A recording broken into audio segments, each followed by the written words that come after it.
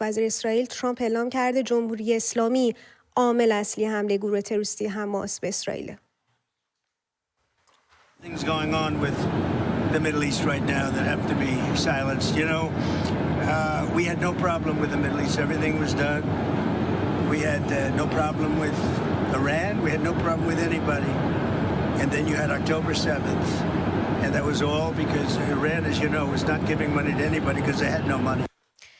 مشابه این ادعا رو پیش از دونالد ترامپ اسرائیل گاتس وزیر دفاع اسرائیل در جریان بازدید از واحد اطلاعات فنی ارتش این کشور مطرح کرده بود. گاتس اسنادی رو ارائه کرده که به گفته او مدارک قطعی از نقش جمهوری اسلامی در حمایت مالی از حمله 7 اکتبر گروه تروریستی حماس و اهداف گسترده‌تر این گروه برای نابودی اسرائیل و مقابله با ایالات متحده رو نشون میده. گاتس اعلام کرده که در مکاتباتی که از سوی سرویس‌های اطلاعاتی اسرائیل رهگیری شده، یحیی سنوار و محمد ضیف، 2 تن از رهبران ارشد حماس، از فرمانده نیروی قدس جمهوری اسلامی درخواست 500 میلیون دلار کمک مالی کردند. به گفته وزیر دفاع اسرائیل این مبلغ برای نابودی اسرائیل و مقابله با ایالات متحده درخواست شده و جمهوری اسلامی با این درخواست موافقت کرده.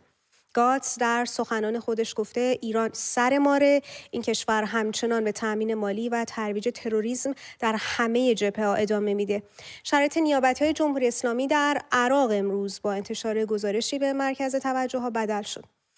خبرگزاری رویترز در گزارش اعلام کرده چندین گروه شبه نظامی مورد حمایت جمهوری اسلامی در عراق از جمله کتایب حزب الله و نوجبا برای نخستین بار آمادگی خودشون رو برای خلع سلاح اعلام کردند. به گزارش این رسانه این اقدام در پی هشدارهای مکرر دولت ترامپ و تهدید به حملات هوایی انجام شده. در این گزارش اومده فرماندهان این گروه ها گفتند که با هماهنگی نیروی قدس سپاه تصمیم گرفتن از تشدید درگیری با آمریکا و اسرائیل جلوگیری کنند. دولت عراق هم از طریق مذاکره در تلاش سلاح‌ها رو تحت کنترل خودش در بیاره. بر اساس گزارش رویترز این تغییر رویکرد در حالی صورت میگیره که محور مقاومت جمهوری اسلامی در منطقه به دلیل فشارهای نظامی اخیر در لبنان، یمن و سوریه تضعیف شده. اندکی پیش از به وجود آمدن این فضا در شبکه افق سیمای جمهوری اسلامی، حسن کاظمی قومی، سفیر سابق جمهوری اسلامی در عراق و افغانستان و از فرماندهان پیشین نیروی قدس سپاه از این گفته که توقف فعالیت‌های منطقه‌ای و انحلال نهادهای پس از انقلاب از جمله ولایت فقیه از مطالبات آمریکا از جمهوری اسلامی. دو، میگن شما در منطقه دخالت نکنید. من سوالم این هست، جمهوری اسلامی در منطقه در کدوم منطقه دخالت کرد؟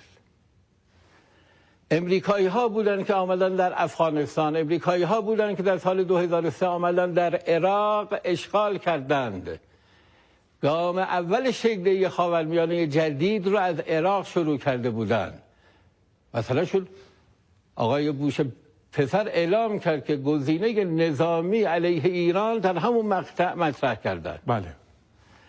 دیگه چی گفتند؟ چیزی که از ما میخوان غیر از این مسئله که تو منطقه دخالت نکنید، در حوزه دفاعی و موشکی شما باید برد برسه به 200 کیلومتر. مقاومتی که در منطقه شکل گرفته که میگن نیابتی، یعنی اینها رو باید همه رو از بین برد، یعنی خلع سلاح کرد. دیگه جمهوری اسلامی چه اقدامی باید انجام بدهد؟ جمهوری اسلامی باید بیاد تمام نهادهایی که بعد از انقلاب شکل گرفته باید جمعش کنن. این خواسته امریکایی هاست. امریکایی ها و در رأسش مسئله ولایت فقیه هست. میگن در ایران 2 تا ارتش نمیخواهد. تمام نهادهایی که بعد از انقلاب شکل گرفته باید جمع بشود.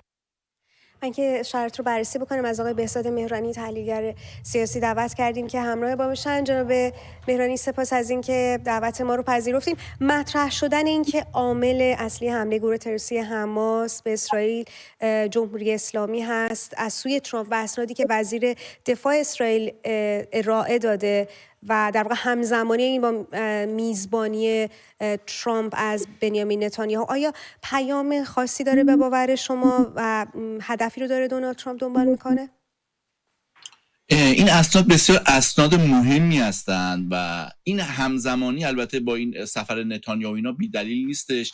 به نظر من پیامی که ترامپ به جمهوری اسلامی و یعنی تیم ترامپ و خود ترامپ به جمهوری اسلامی میدن اینه که جمهوری اسلامی مستقیما عامل بی‌ثباتی در منطقه است که اسرائیل رو تهدید میکنه و خب همینطور هم که جمهوری اسلامی تلاش داره که دو مذاکرات جدید مثلا با کشورهای عربی اینها بخش از تحریم‌ها رو برداره، اما پیام آمریکا الان روشنه که آماده فشار نظامی علیه جمهوری اسلامی و این و تحریم ها و فشار حداکثری رو بیشتر خواهد کرد. از طرفی هم این موضوع با توجه به اسناد قدرت چونه‌زنی رژیم اسلامی رو کم میکنه و متوجه میشه که خطر جدی است و جهان مقابل چشم دیدگان جهان است این جنایتی که اتفاق افتاده که ریشش جمهوری اسلامیه. و از طرفی هم نتانیاهو هم به نظر من کمی از فشار افکار عمومی خارج میشه و جامعه اسرائیل هم متوجه میشه که واقعا خطر جمهوری اسلامی جدیه و اینکه نتانیاهو داره برخورد میکنه کار درستی انجام میده. این گزارش رویترز رو هم ما داریم همزمان در خصوص نیابت‌های جمهوری اسلامی در عراق، این چند اندازه میتونه صحیح باشه به باور شما؟ به نظر من احتمالش زیاده که این یک به اصطلاح ضد اطلاعاتی باشه که از طرف خود جمهوری اسلامی اومده و در رویترز منتشر شده. منبع خبر به نظر من ممکنه جمهوری اسلامی باشه، چرا که به نظر من جمهوری اسلامی میخواد وقت بخره و با این کار میخواد به جهان بگه که و به غرب هم بگه فشارش رو کمتر کنه، چرا که این گروه ها خودشون دارن اسلحه هاشون رو کنار میذارن و میخوان در کوتاه مدت خود فضای بین‌المللی رو آروم کنن به اصطلاح و تهدیدات آمریکا رو کاهش بدن. و از طرفی هم این گروه‌های نیابتی بسیار آسیب پذیر شدن و آسیب خوردن. یک فرصتی است که اینها رو بازسازی کنه و به آمریکا به غرب هم بگه نیازی به اقدام نظامی نیست و اوضاع کاملا تحت کنترله. و از طرفی هم اصلا مشخص نیست این خل سلاحی که گفتن تا اونجایی که من در گذاشتم مشخص نیست، بسیار مبهمه که آیا سلاح‌های سنگین رو کنار میگذارن یا موقتا عقب نشینی میکنن از خیابون‌ها یا فقط یک پوششی هستش که به اصطلاح بخواد همون جوری که عرض کردم به غرب پیام بده. در قبل هم همینطور بوده. بعضی از گروه‌های شبه نظامی وابسته به ایران وقتی که فشار رو زیاد می‌دیدن، حتی همین حزب الله لبنان برای یه مدتی عقب می‌کشیدن که بتونن یک نیروی تهیه کنن و یه شرایط رو برای خودشون بهبود ببخشن و باز دوباره حمله کنن. کاظمی قومی خواست ایالات متحده در خصوص توقف فعالیت‌های منطقه‌ای و انحلال نهادهای پس از انقلاب از جمله ولایت فقیه رو و مطرح کرده. چند روز اصلا ممکن است خامنه‌ای تن بده به این خواسته های آمریکا؟ به نظر من که چنین چیزی در نامه ترامپ به خامنه‌ای نیومده و این اصلا دغدغه به اصطلاح ترامپ نیست. انقدر که موضوع هسته‌ای و نظامی برجسته است، اینکه حالا نهادهای داخل حکومت به چه شکلی باشه، به نظر من احتمال داره که مراد آقای قومی این باشه که اگر ما تن بدیم به همه این مسائل، ته خواسته اونها این خواهد بودش که فقط هسته‌ای و اینها نیست و به مسائل دیگه هم از جمله ولایت فقیه و سپاه و اینها هم گیر خواهند داد. منتها اگر هم به فرض که این خبر صحت داشته باشه و همچین چیزی در نامه وجود داشته باشه، به نظر من خامنه‌ای بسیار بسیار بعید میدونم که اصلا بخواد به همچین چیزی تن بده، چون میدونه که این یعنی مطلقاً جمع کردن جمهوری اسلامی و تغییر ماهیت اساسی جمهوری اسلامی. سپاسگزارم از حضور شما در برنامه آقای بهزاد مهرانی، تحلیلگر سیاسی.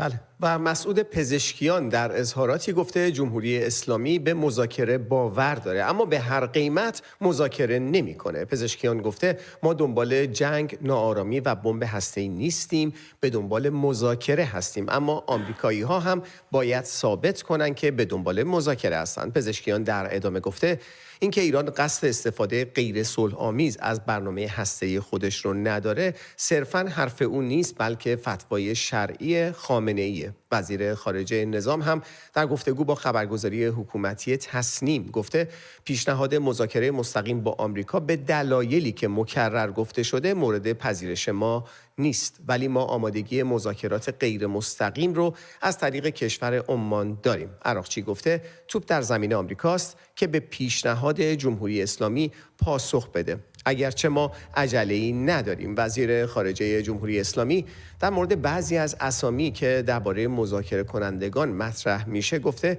هیچ یک از گمانه‌زنی‌هایی که انجام میشه صحیح نیست، اما مسلمه که مسئولیت مذاکرات احتمالی با وزارت امور خارجه و مدیریت اون با وزیر امور خارجه خواهد بود. سخنگوی وزارت خارجه جمهوری اسلامی هم به سوال خبرنگار درباره سفر نتانیاهو به نیویورک و احتمال حمله به تأسیسات هسته‌ای کشور گفته به هر گونه تعرض یا تجاوز به خاک کشورمان با تمام قوا پاسخ خواهیم داد. بقایی مدعی شده که جمهوری اسلامی در عرض 5 دهه گذشته به اندازه کافی نسبت به ایجاد توانمندی‌های دفاعی اقدام کرده که بتونه با تمام وجود و با اعتماد به نفس کامل در مقابل هر تعرض و تجاوز ایستادگی بکنه. بقایی گفته نشستی 3 جانبه با حضور چین، روسیه و جمهوری اسلامی با موضوع هسته‌ای برگزار میشه. نشست کارشناسی چند روز قبل رو اشاره کردن. ظرف امروز و فردا یک نشست 3 جانبه دیگر داریم در مسکو که چین و روسیه و ایران در مورد جنبه‌های مختلف مرتبط با موضوع هسته‌ای، برجام، قطعنامه 2231 گفتگو خواهند کرد. نشست کارشناسی